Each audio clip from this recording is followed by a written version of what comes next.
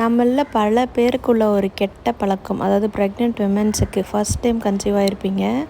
So நம்ம என்ன பண்ணுவோன்னா, வீட்டில் சும்மா தானே இருக்கோம்னு சொல்லிட்டு இந்த யூடியூபுன்றதை திறந்து என்னென்ன ப்ரொசீஜர், குழந்தை எப்படி வழி வரும், நார்மல் டெலிவரிக்கு என்னென்ன ப்ரொசீஜர், சிசெக்ஷன்னா என்ன பண்ணுவாங்க, எது பெட்டர், அண்டு என்ன ஃபுட்டு சாப்பிடணும், என்ன ஃபுட்டு சாப்பிடக்கூடாது, எப்படி அப்படி இப்படின்ட்டு எல்லாத்தையுமே நம்ம வந்து பார்ப்போம்.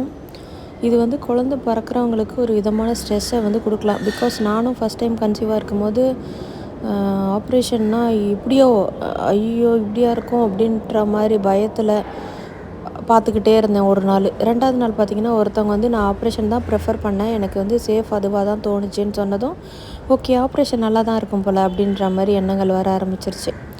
ஸோ இதுலேருந்து என்ன சொல்ல வரேன்னா, நம்ம எது பார்க்குறோமோ அது ஒரு நாள் டென்ஷனை கொடுக்கும், ஒரு நாள் திங்கிங் நம்மளுக்கு மாறிட்டே இருக்கும், இது பண்ணிடுவாங்களோ அது பண்ணிடுவாங்களோன்னுட்டு. ஸோ நீங்கள் வந்து அதெல்லாம் பார்க்க வேண்டாம் அப்படின்றது நான் வந்து எக்ஸ்பீரியன்ஸ் பண்ணியிருந்தேன்.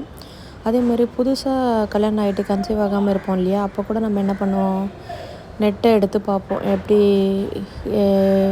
என்ன சாப்பிட்டால் கர்ப்பம் தெரிக்கும் அப்படி இப்படின்னு நிறைய பார்ப்போம். ஸோ இதெல்லாம் வந்து உங்களுக்கு ஒரு ஸ்ட்ரெஸ்ஸை கொடுக்கலாம். அதை சாப்பிட முடியல, இல்லை வாங்க முடியல அப்படின்ற ஸ்ட்ரெஸ்ஸையும் கொடுக்கலாம். இல்லை நான் சாப்பிட்டுமே கன்சீவ் ஆகலை அப்படின்ற ஸ்ட்ரெஸ்ஸையும் கொடுக்கலாம். இல்லை இதெல்லாம் வாங்கி தான் ஆகணுமோ, இதெல்லாம் பண்ணி தான் ஆகணுமோ அப்படின்ற மாதிரி கூட நம்மளுக்கு வந்து இருக்கலாம். ஸோ நீங்கள்